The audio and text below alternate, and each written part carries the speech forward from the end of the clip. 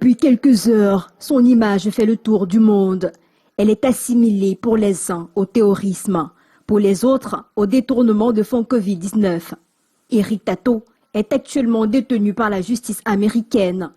Plusieurs plaintes pénales sont déposées contre lui. Conspiration et du soutien matériel au terrorisme, aux violations des droits de l'homme, conspiration de crimes violents internationaux et fraude bancaire. Maître Emmanuel Salaï, avocat défenseur des droits des citoyens camerounais contre les séparatistes, évoque des preuves solides contre Eric Tato que l'on présente désormais comme une menace permanente et un terroriste.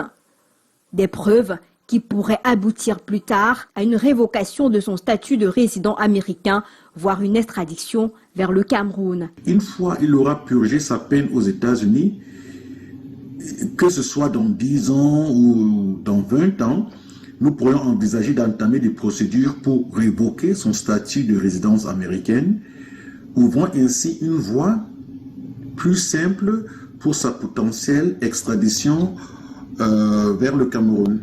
L'audience est prévue pour le 8 septembre prochain. Eric Tato ayant introduit une libération sous caution au tribunal de Maryland aux États-Unis. Pour l'avocat, il doit rester en prison pendant la durée du procès. L'objectif est de garantir que toutes les autorités compétentes le reconnaissent comme une menace significative, voire un terroriste, et assure qu'il reste en détention pendant toute la durée du procès. Cette arrestation de Eric Tato, présentée comme l'un des leaders séparatistes, rejoint la condamnation en novembre 2022 des autres leaders à 5 ans de prison avec une caution de 14 millions chacun.